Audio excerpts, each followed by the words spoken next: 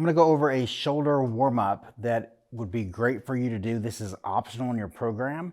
I want to make sure I go over it because if I had my choice, I would love for you to do this before each upper body workout. What you're going to do is you're going to attach a band to anything. You can use, in this instance, I'm using a cable machine. You can use a door. You can use any place at your gym. But you're going to try to position this band to where the line of force is going straight through your forearm, which is going to be 90 degrees at your upper arm. So you're going to be here at 90 between your forearm and your upper arm. And you're going to try to line this resistance up to where it's going straight through here. So if I had this band too high, the forces aren't going to align straight through the path that we're moving through. If I have it too low, it's going to be the same thing. So I'm going to try to position this band at a place where you can see that the line is around that 90-degree point. External rotation, the keys to this motion are that you're going to move slow and controlled, and that you're going to start from your maximally internal shoulder position. And then from this position, you're going to go to your maximal external position. So I'm going to control this band to my end range of external rotation. I'm going to squeeze and hold. And then I'm going to make my rotator cuff muscles fight this band all the way back into the starting position. I'm going to pause here at my end range, and I'm going to control all the way back out. You will probably not see many people do this with this kind of control. Most people are doing this. Some people are just doing this. It just kind of depends. The problem with that is that your rotator cuff muscles are by nature slow twitch muscle fibers. And the reason this is because they have to contract all day to hold your shoulder together. Your shoulder's completely held together by muscle tissue. So the slow twitch fiber properties cause what's called joint centrifugation, and it's sucking the head of your humerus into the socket. So you have 4 rotator cuff muscles, and they pull this bone into the socket to make sure that this joint stays together, because there's nothing holding it together like your hip or some bony form of stability. So this requires these muscles to contract all the time, which by nature gives them slow twitch properties. This is important for knowing that these muscles don't respond to fast motions. So when you're going super fast on these rotator cuff exercises, you're violating the properties that these muscles actually do. And so it's not getting near the benefit as if you were actually controlling the motion as you moved. So you're going to assess what your end range of external rotation is. This is my end range. I can't go any further than this without moving my arm out. So within this motion of pure rotation of the joint, I'm going to control this band both directions. It's really easy to get all the way out to your maximally externally rotated position and then let this thing just pull you back in.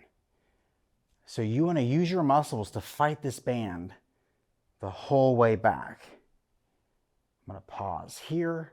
I'm going to tighten the back of my shoulders, these external rotators, and I'm going to control this band to external rotation. And I can already feel a burn just doing that.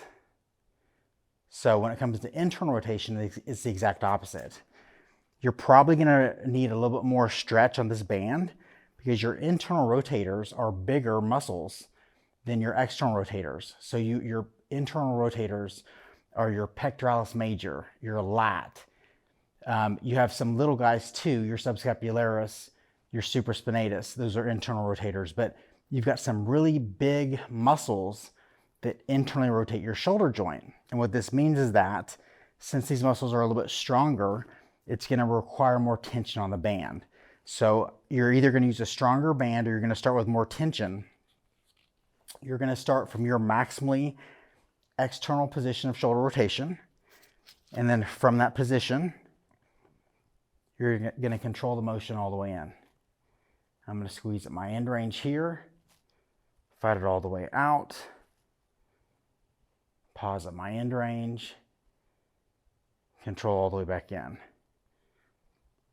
Squeeze here, fight it all the way out. What are some common mistakes? Common mistakes on this are going to be wrapping your elbow around your rib cage.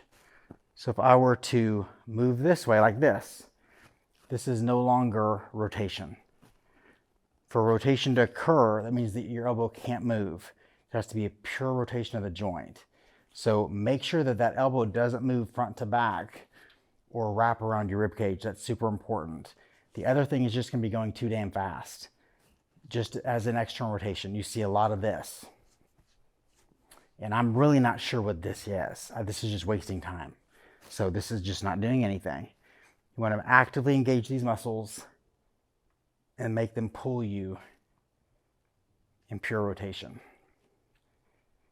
So let's go over what this looks like on the skeleton within these motions. So envision this skeleton as having the band in his hand. He's bent at 90 degrees. For internal rotation, he's going to start at his maximal position of internal rotation, and then slow and controlled, move as far into pure rotation as he can without moving the elbow joint. So this right here is maximal external rotation without any movement occurring elsewhere at the joint, without it moving front to back, without it wrapping behind the rib cage. Pure rotation is the hard part of this.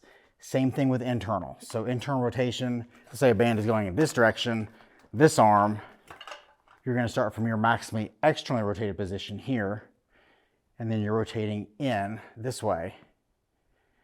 Hard thing on this is that as you get to about right through here, you're going to want to wrap around like this. And you've got to keep that elbow in this position the whole time that you do this pure rotation movement. And that's not easy to do. So this takes a ton of practice.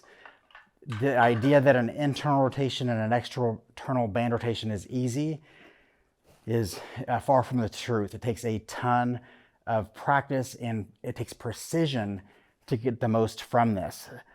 And 1 minute on, 1 minute off is a great time under tension approach to this. And then just flip between the two. I would go 2 sets of internal rotation, 2 sets of external rotation per side, and then start your workout.